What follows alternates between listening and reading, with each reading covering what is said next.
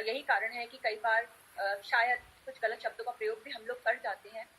वह निराकार है या साकार है, मगर मैं इतना जरूर अब तक अनुभव कर पाई हूँ कि जिसने भी दिल से एक बार भगवान के आगे हाथ जोड़े, रब से खैर मांगी है, उसकी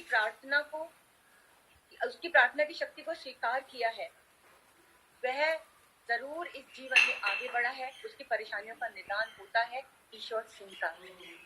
और विज्ञान ने भी प्रार्थना की शक्ति को नकारा नहीं है, बल्कि इसको स्वीकार किया है। असल में जब भी कोई प्रार्थना के लिए हाथ उठाता है या जोड़ता है या अपना शीश झुकाता है, मंदिर में, मस्जिद, गुरुद्वारे, गिरजाघर या देवताओं के सामने ध्यान लगाता है, दुखों से छुटकारे की कामना करता है, तो उसके अंदर एक विश्वास पैदा होता है कि अब मेरी परेशानियों का अंत हो जाएगा।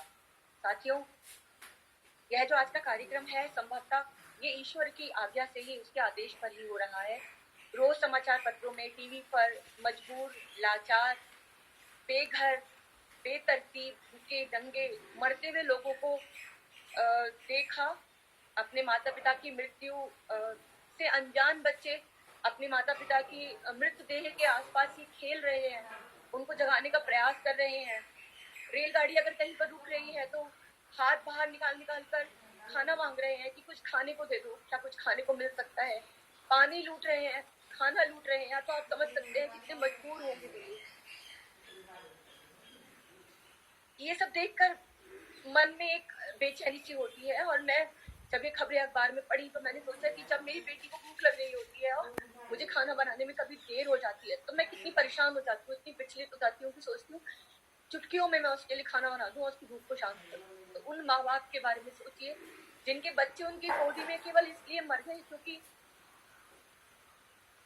वो उन बच्चों के लिए दूध का इंतजाम नहीं कर सके, उनके लिए खाने का इंतजाम नहीं कर सके। तो ये जो लोग जो सड़कों पर इस तरह से घूम रहे हैं, चल रहे हैं, परेशान हैं, या जिनको ये इन्फेक्शन हो जा रहा है, या जो संसार से अपनों से मिले बिना, अंत्येष्टि के बिना इस संसार से चले जा रहे हैं, ये सिर्फ खबरें नहीं है, ये भी हाड़ मांस के लोग हैं, इनको भी दर्द होता है।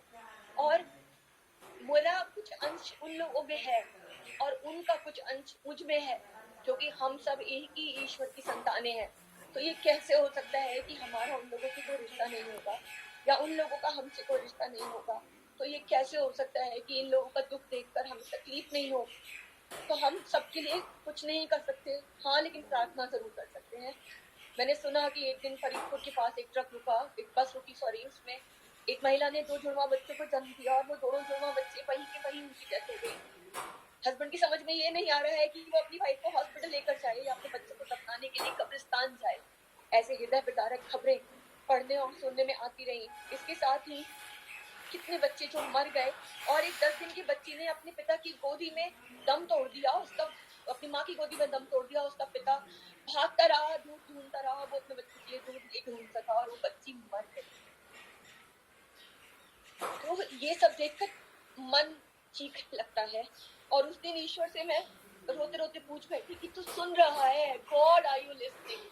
इस प्रोग्राम का नाम केवल वहां से निकला।